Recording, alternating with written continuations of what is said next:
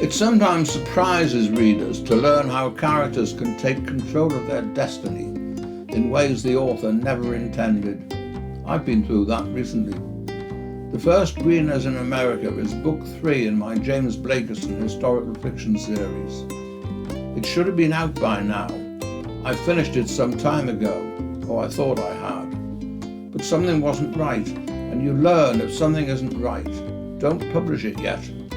Wait till you know what the problem is and fix it, then publish. And that's what I did. And now I know that the problem was a minor character called Hannah Blakiston. She is James Blakiston's sister.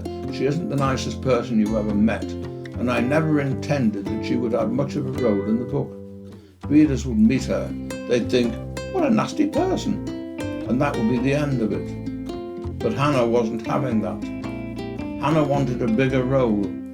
She didn't object to her basic nastiness. She just wanted to be nasty on a bigger scale.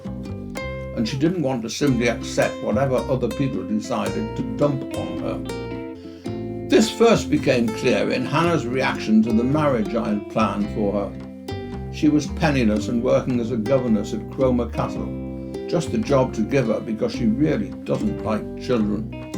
But her other brother, Richard Blakiston, is a lieutenant in the Royal Navy, and after he captures 3 French ships loaded with plate and other valuables, Richard gets enough prize money to fund his own life after he leaves the Navy, instead of which he does his duty by his sister and settles on Hannah everything he has, securing for her an income of £400 a year.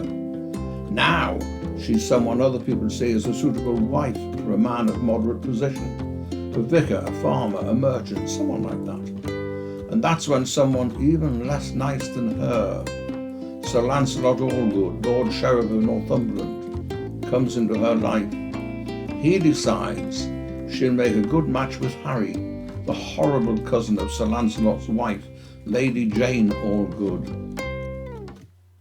And so I set it up like that, and Harry is engaged in his courtship of Hannah, which Sir Lancelot has told him had better succeed, or Harry will be cut off with nothing. I planned to leave it there, but Hannah did not agree with me. Here's the critical scene just as I wrote it, although it would be more true to say just as Hannah Blakiston wrote it, because by then she had taken complete charge. Bacon had been cured in Britain for 60 years now, and together with eggs and kidneys it was prominent on the warm dishes lining the sideboard that stretched all the way along one wall of the breakfast room. But so were kippers from Craster on the Northumberland coast, as well as kedgeree made of rice, hard-boiled eggs and smoked fish, all tasting unobtrusively of spices brought from India. Then there were cold meats including sliced ham and beef tongue. All in all, Hannah enjoyed the food for its own sake a great deal more than she had the previous night's dinner. Or she would have done had Harry not been there. Or had he been there but with less determination to make his presence known. A woman who was raised as a sister to 2 brothers and then became a governess in a home where the governess was not valued has no difficulty in filling her own plate. And Hannah would have preferred to do that. But Harry seemed unable to read her signals as he took her plate from her hand and walked in front of her, picking out the things he thought she should eat. It was a moment of truth. She could accept what he was doing, or she could draw a line. And she knew why she'd been brought here, so she knew the decision she made now might stay with her for a long time. She stepped around him so that she was standing in his way, and when she stopped, he had to stop. She said, "Mr. Allgood, you are very kind, but you and I will get along better if you understand that I always know what I want." She pointed at the plate he held. "And I don't want kidneys, and I don't want mushrooms. So I suggest, Mr. Allgood, that you keep that plate for yourself.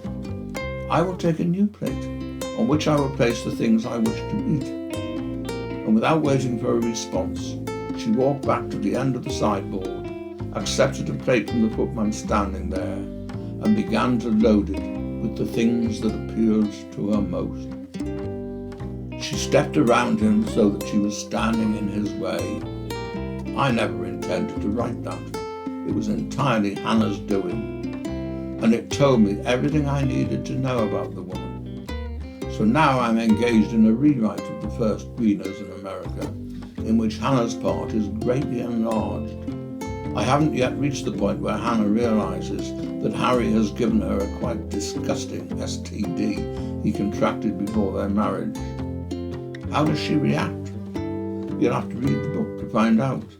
And you can't do that yet, because it's still another couple of months from publication. But if you're not already familiar with the James Blakiston series, you can prepare by reading the books I've already published, starting with this one.